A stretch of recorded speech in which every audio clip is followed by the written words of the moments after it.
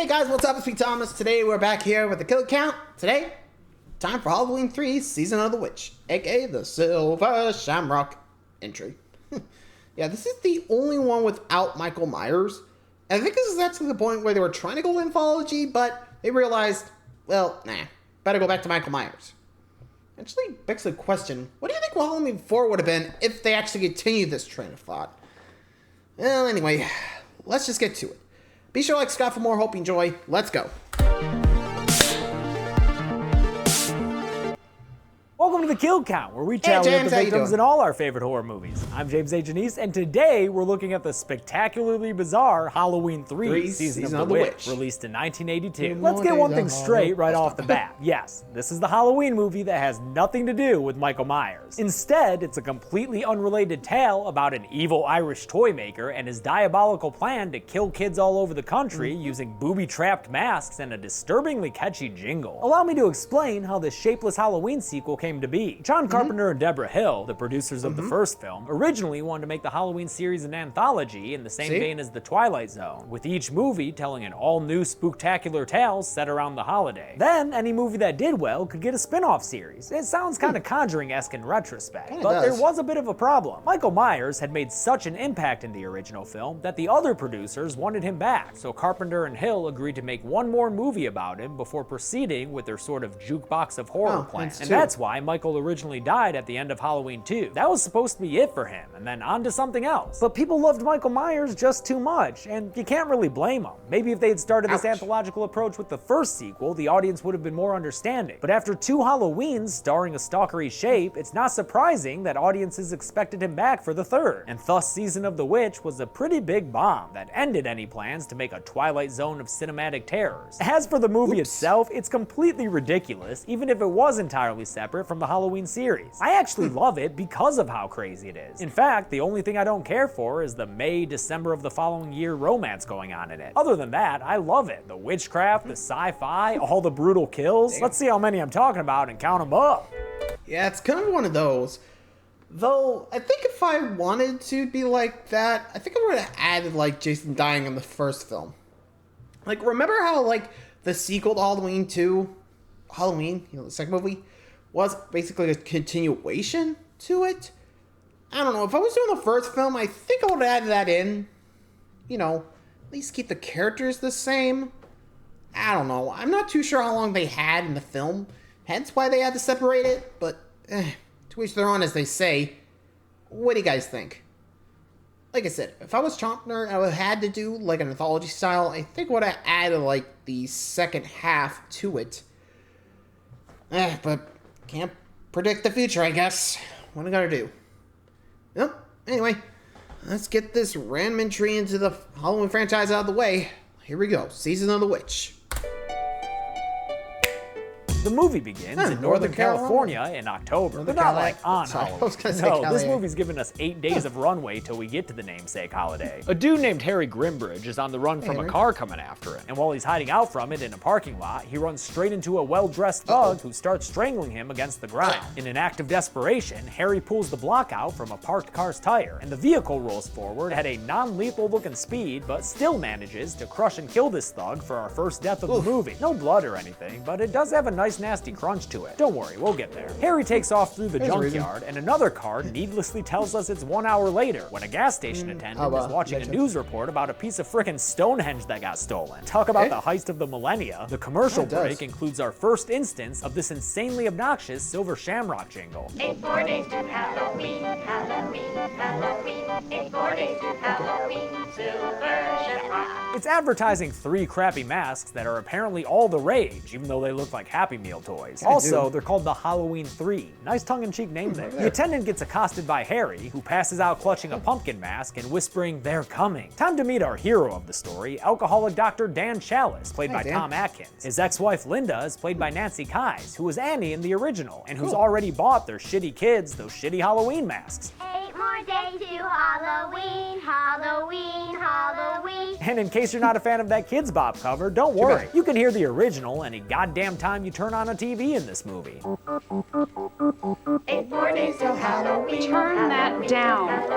Although he's drunk as a skunk, Dan is called in to take care of Harry, who was brought into the hospital by that friendly gas station attendant who's just like, he's really gotta get out of there see ya, right now. bye. I don't know why. Harry wakes up at the sound of the ubiquitous Silver Shamrock commercial, and he once again delivers creepy prophetic warnings. They're going to kill us, all of us. That night, after drunk horny Dan gropes one of his nurses and passes out in a stupor on a hospital couch, another well-dressed thug sneaks his way into Harry's hospital room and kills the old rambling man in a seriously gnarly way, sticking his fingers right into Harry's eyes and just breaking his skull with a single hand. It's a simple kill for sure, but the way it's done is absolutely brutal, as are a lot of the kills to come. It's good stuff. Dan awakens to a nurse's screams and stumbles his way down the hallway out to the parking lot. There he watches as the assassin sits calmly in his car, douses himself with gasoline, and lights himself on fire, giving us another explosive kill and driving home that this movie is not really a slasher. It's more of a what the fuck mystery that'll have to be figured out by the drunkest doctor in the Golden State. A title card tells us it's the next day when Harry's St. Vincent-looking daughter Ellie arrives at the hospital to identify his body. And then another title card tells us it's the next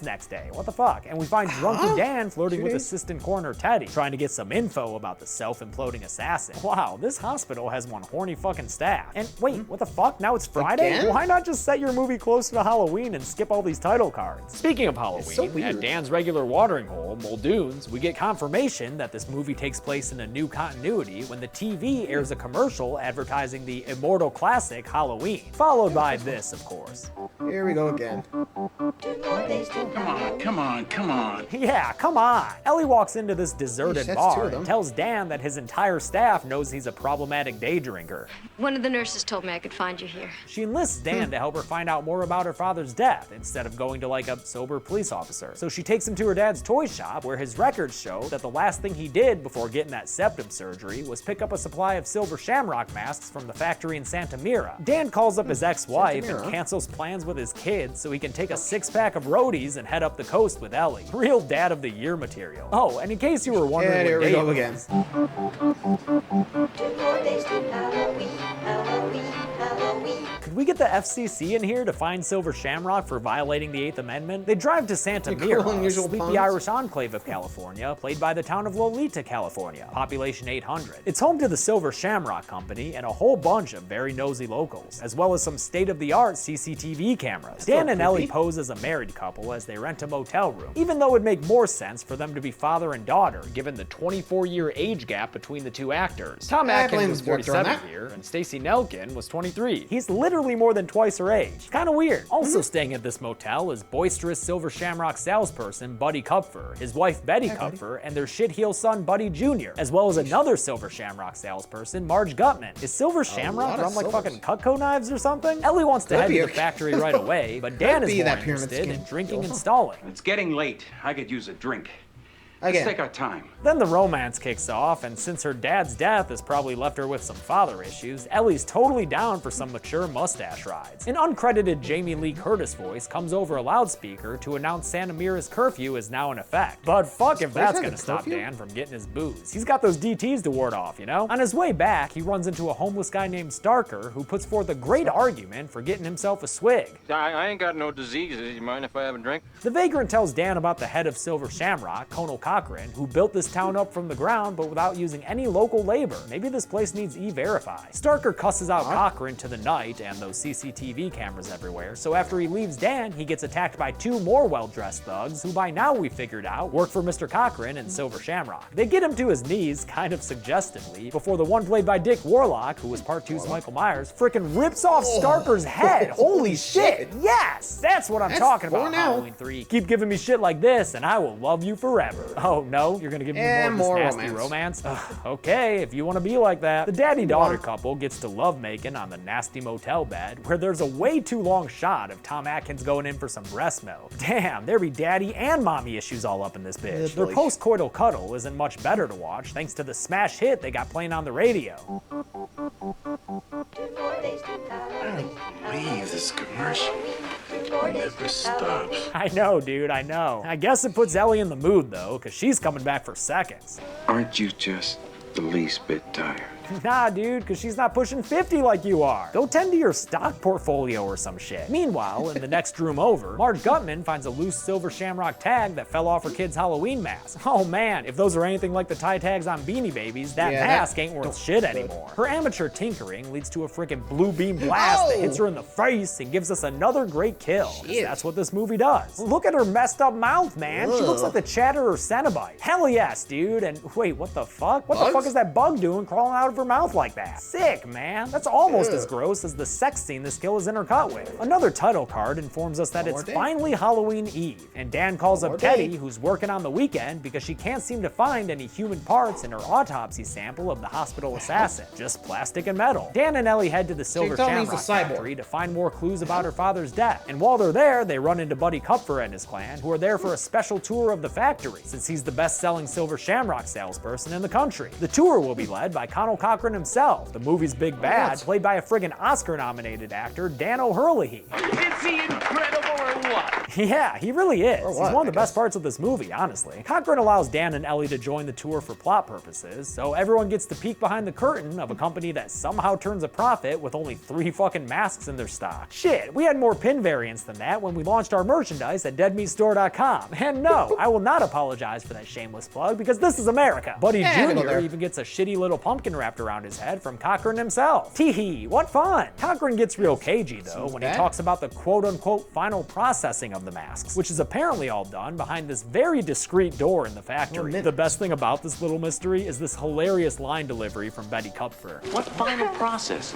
Don't ask me. On their way out from the factory, Ellie sees her dad's car in a garage, but she's stopped from looking further into it by more of Cochran's goons. They head back to their motel room where Dan knocks back another drink before running over to the office so he can try to call the police. The phone line doesn't work, and when he gets back to his room, Ellie is missing, and standing outside is a quintet of thugs just waiting for his drunk ass. He climbs out the back window of his motel room and makes a run for it, harkening back to Harry Grimbridge's night flight that kicked this whole movie off. He makes his way back to the Silver Shamrock factory and breaks inside, but after a short investigation, the only thing he finds is a nice old lady knitting in a rocking chair. When he tries to ask her where Ellie is, her frickin' head falls off. Oh shit, Dan, you shook her way too hard. Inside her neck is a bunch of gears and worry bits that leave Dan so astounded he doesn't hear Dick Warlock coming up behind him, who promptly throws him into another room, much bigger and better for brawling. In the ensuing fight, Dan gets the upper hand and winds up punching straight through the goon's abdomen, which causes him to puke out a real nasty looking yellow phlegm and expose that he's got a bunch of wires inside his belly. So yeah, these thugs have been androids, but I'll still include them on the count since I set that precedent with Ash and Bishop in the Alien franchise. However, before you say anything, I'm not including the decapitated old lady because she looks more like a Hall of Presidents animatronic than a convincing synthetic, okay? Also, it just doesn't matter. These videos are for jokes! Dan is cornered by more androids and Cochran himself, who says that the old lady Dan just decapitated was built in 1785. Damn! Cochran hand waves all the android science away by saying the inner mechanics were easy and that the outer appearance wasn't much different than making Halloween masks. A title card tells us that it's finally Halloween, and on this very holy morning, Dan is marched into Cochran's bad guy headquarters where that stolen Stonehenge rock is being used for all his bad guy magic and or science. Hey, how'd y'all steal that Stonehenge rock and get it to a factory in California? We had a time getting it here.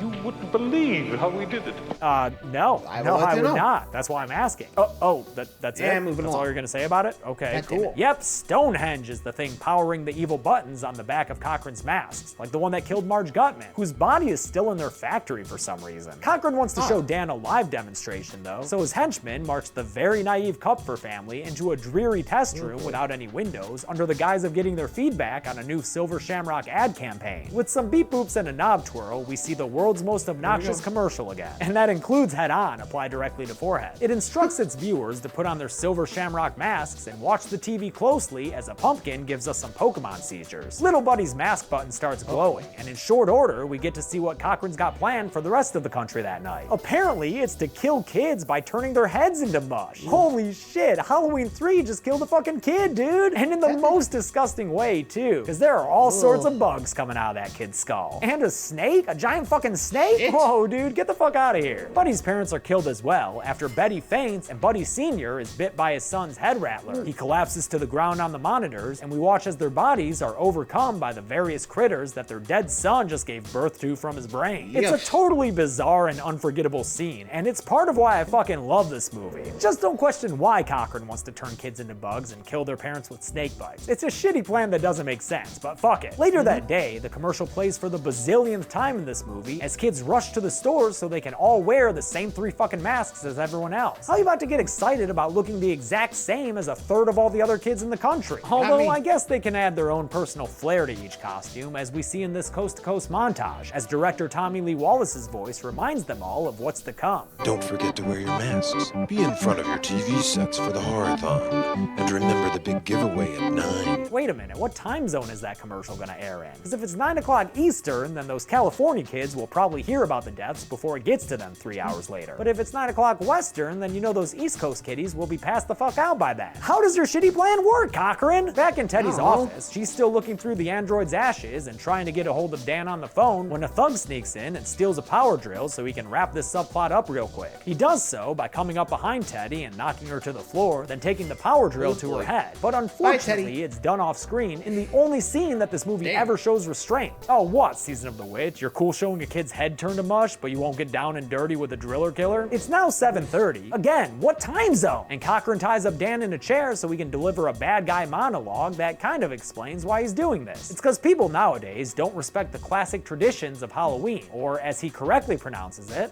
the Festival of Samhain. Good job, Cochran. Apparently, it's time to reclaim the holiday because, like, the planets are aligned or some shit? Whatever. He puts a mask on Dan's head and tells him Happy Halloween as the original Halloween movie starts playing on the TV. But Dan is one of those people who thinks the OG film is overrated and boring, so he kicks out the television, cuts through his restraints, then tosses his mask in an amazing throw to cover the camera in the room. He escapes through an air vent like he's the new James Bond with none of the training but twice the alcoholism. And he eventually finds his way to Ellie's room to remind the audience that she was once a character in this movie. They escape down a hallway and into the giant warehouse operating room where they're able to sneak by Cochran and his crew disguised as a sentient rack of Halloween masks. Man, this is some Scooby-Doo shit. Dan discovers that the boxes all around them are full of those kill buttons, so in a fun, if highly unlikely sequence, he manages to sneak his way over to a control panel without any of the dozens of henchmen seeing him, and boot up the commercial to start playing on all the TVs in the room. Then he takes a box of the silver shamrock buttons and tosses them from the rafters down into the control room below. It's at this point that I'm kicking myself for making that androids count on the list rule earlier, because the commercial triggers all these buttons to go off and kill Cochran's henchmen with a bunch of electric beams that blast them to death, but don't result in bugs or anything, just the equally disgusting yellow phlegm spit up. Luckily, a couple of overhead shots make things easier for me, and I was able to count 16 bodies around the warehouse. I'm pretty confident in that number. As for Cochran himself, he simply looks up at Dan and Ellie in the rafters and applauds them with a golf clap, as the Stonehenge rock gets pissed and a giant blue circle apparates out of all the monitors in the control room. Together, the two beacons of energy or whatever the fuck send a couple of kill beams into Cochran that turns him into a paper man and then makes him disappear. What the fuck, man? Dan and Ellie run away from the Silver Shamrock factory as it turns into a spitting image of hell on earth. On their way to stop Cochran's plan from going through, Dan realizes that Ellie hasn't spoken a goddamn word since he rescued her, and it turns out that's because she's a fembot looking to kill him with a deadly face grab. Quick, Dan, play Divinals. I can't say for certain this means that the real Ellie Grimbridge was killed, so I'm not gonna put her on the list. But I will go ahead and put the Elliebot 5000 on the list after Dan crashes the car and gets the best of her in a fight with a tire iron that he uses to knock her head clean off. Good thing that's over with, and we can add another solid kill to the count. Great work, Season of the Witch. Oh, wait, her disembodied arm is still kicking, or punching, or grabbing, I guess. Whatever. Just end this goddamn fight sequence, please. Thank you. Yeah, we're not done yet. It's okay, Season of the Witch. Every movie has to end at some point, and your time is just about up. Dan runs off into the woods and winds up coming across that poor beleaguered gas station attendant from the beginning. He gets on the phone and calls up, what, the president of TV or something? And yells at them to take the commercial off the air or else it'll kill a bunch of kids. It's taken off one network, and as Dan watches, hopefully, a second. But it looks like the commercial is still running on channel number 3. As that deadly pumpkin flashes on the screen, Dan pleads for the person on the phone to take the ad off the third network. Turn it off. Stop it. Stop it. Stop it. Stop it. Stop it. Stop it. Yeah, dude, that's how this one way movie to end ends, things. with the potential death of like all the kids in the country, or at least in the Western time zone. Who the fuck knows? I don't include potential kills like that on the count, but don't worry, there were still plenty of others on screen. So let's get to the numbers. No, you gotta turn it off. Turn it off. Please stop it. Turn it off. Stop it. Stop it. Stop it. Stop it. Stop it. Stop it. There were 28 confirmed deaths in Halloween 3 Season of the Witch, and the victims included 5 male humans, 3 female humans, 19 male androids, and 1 female android. So there was a lot of androids. 4-piece pie charts. With a runtime of 98 minutes, we wound up with a kill on average every 3.5 minutes. I'll give the golden chainsaw for coolest kill to Starker. Lots of cool deaths in here, but I just can't get over Dick Warlock pulling a dude's head off with his bare hands. It's just awesome. Dull machete for lamest kill will go to Teddy, cause like, come on movie, show us that drill to the head. And that's it. Halloween 3 Season of the Witch came out in 1982 and had most of the same crew as Halloween 2, even if it was lacking Michael Myers. He would return 6 years later in Halloween 4, which I'll cover next week. But until then, I'm James A. Janice. This has been The Kill Count. Thanks a lot for watching. Well, there we go. There's the kill count for Halloween 3. We'll be getting to the return of Michael Myers next time. Till then, thanks for watching. See ya.